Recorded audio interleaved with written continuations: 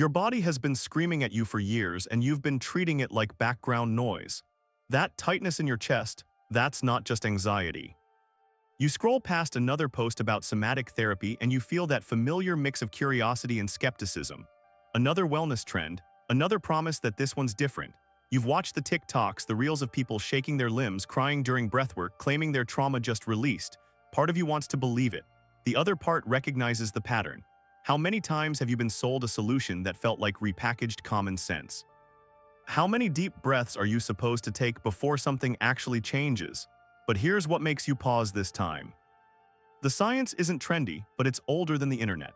Stephen Porges published his polyvagal theory in 1994, mapping how your vagus nerve acts as a highway between your brain and your organs, constantly scanning for safety or threat.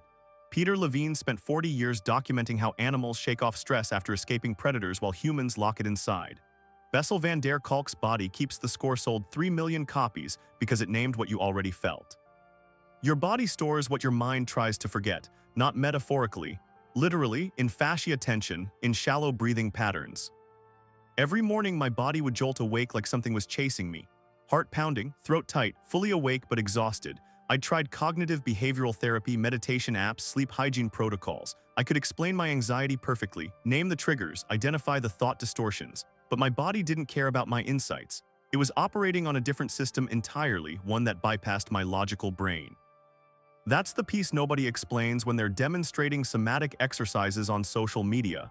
They show you the technique, the shaking, the tapping, the bilateral stimulation. When you experience something your system registers as threatening, your amygdala fires before your prefrontal cortex even knows what's happening. 30 milliseconds. That's how fast your body decides fight, flight, or freeze. Your muscles tense, your breathing shifts to your upper chest. Blood diverts from your digestive system to your limbs. This is adaptive. This kept your ancestors alive, but here's the problem. Your nervous system can't tell the difference between a physical threat and an email from your boss.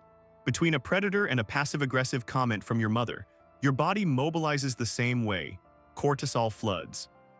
It lodges in your body. Your hip flexors stay contracted from the impulse to run. Your jaw clenches from words you didn't say. Your shoulders hunch forward, protecting organs that aren't actually under attack. This isn't psychological, it's physiological. Dr. Robert Scare's work on procedural memory shows that your muscles literally remember threat responses. They create what he calls somatic markers, physical holding patterns that replay the defensive posture your body took during stress. You carry it forward. Traditional talk therapy works in the neocortex, the thinking brain, the part that can construct narratives and meaning. But trauma and chronic stress live deeper. In the limbic system, in the brainstem, in parts of your nervous system that don't speak in words. You can understand why you feel anxious. You can intellectually know your childhood wasn't your fault. But your body is still running a program written when you were 7 years old and learned that being small and quiet kept you safe. Somatic therapy doesn't try to convince your body with logic. Here's what actually happens during a somatic session that the viral videos don't show. You might be asked to notice where you feel something in your body while thinking about a specific stress. Not to analyze it, just to notice. Your therapist isn't trying to make you relive trauma. They're tracking your physiology, the subtle shift in your breathing, the way your hand moves to your stomach, the slight tremor in your leg. These aren't random. They're your autonomic nervous system trying to communicate. Then comes the part that feels strange. You might be guided to exaggerate that tremor. When you finally allow your body to finish the fight or flight response it started years ago, the release is physical, measurable. A 2018 study in the Journal of Traumatic Stress showed that trauma-focused somatic therapy reduced cortisol levels by 31% after 8 weeks. Participants reported significant decreases in muscle tension, intrusive thoughts, and hypervigilance. But here's what the studies don't capture. What it feels like when your diaphragm unlocks, and you take the first full breath you've had in months. The strange, vulnerable feeling when your chest opens and you realize you've been protecting your heart with your posture. The crying part surprised me. I'd done years of therapy, processed my past, made peace with things. I thought I was done crying about it, but during my third somatic session, while doing a simple exercise where I pushed my palms against the therapist's hands, something in my chest cracked open. Not emotionally.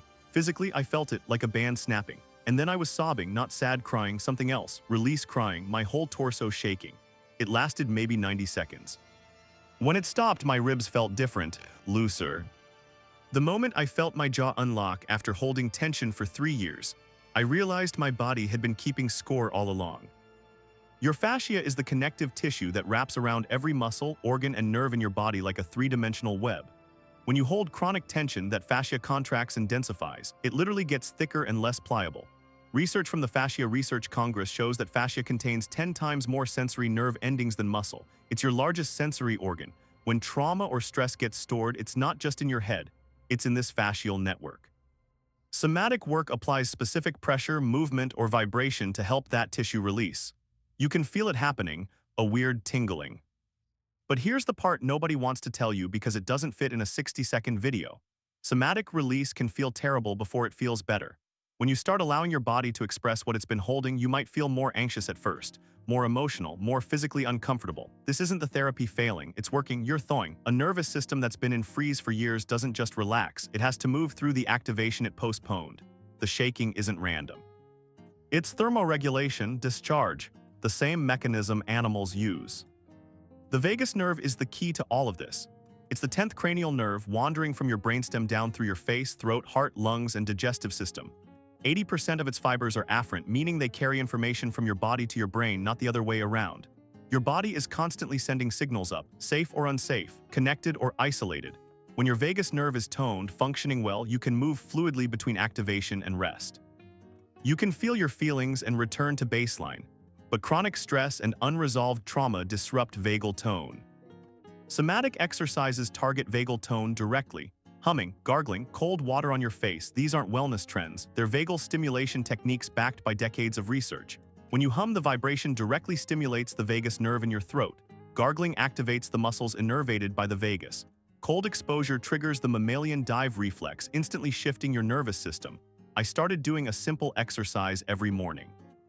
Lying on my back, knees bent, gently rocking my pelvis while humming on the exhale. It felt absurd, but after 2 weeks I noticed something. The biggest shift happened 3 months in. I was in a meeting when someone criticized my work.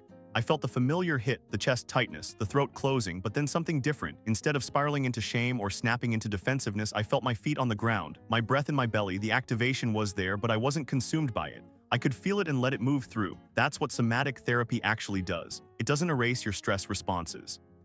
It restores your capacity to complete them. Neuroplasticity studies show that consistent somatic practice literally rewires your brain. A 2020 fMRI study found that after 12 weeks of somatic experiencing therapy, participants showed increased connectivity between the prefrontal cortex and amygdala, the thinking brain and the fear center learning to communicate again. Decreased activation in the insula during stress exposure. Your brain's alarm system recalibrating. This is why somatic work can succeed where talk therapy plateaus. You're not just changing your thoughts about your trauma, you're changing the neural pathways that keep your body locked in defensive patterns. The weird part is how much you don't notice until you notice. 6 months after starting somatic work, I realized I'd stopped clenching my jaw at night. I wasn't waking up with headaches. My chronic neck pain had decreased by maybe 70%. I couldn't pinpoint when it happened. It wasn't dramatic, but my body had quietly reorganized itself around a different baseline. I had more energy, not the jittery cortisol energy I'd been running on. Actual sustainable energy. Because I wasn't spending 12 hours a day tensing muscles against invisible threats. The physical cost of unresolved stress is enormous. So when you see those viral videos of people shaking or crying or breathing intensely, they're not performing wellness theater. They're completing biological processes that modern life interrupts constantly. Your body needs to move to discharge, to express, not because it's broken, because it's working exactly as designed. The problem isn't your anxiety or your tension, it's that you've been taught to override your body's signals instead of listening to them. Somatic therapy isn't a magic cure. It's a return to basic mammalian regulation. It's remembering that you're not just a brain driving a meat vehicle, you're an integrated system. Your body has been trying to tell you something for a very long time. Maybe it's time to stop explaining it away and start feeling it.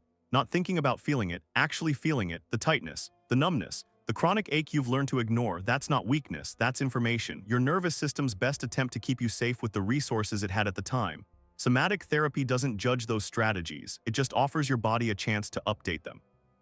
To learn that you have options now you didn't have then.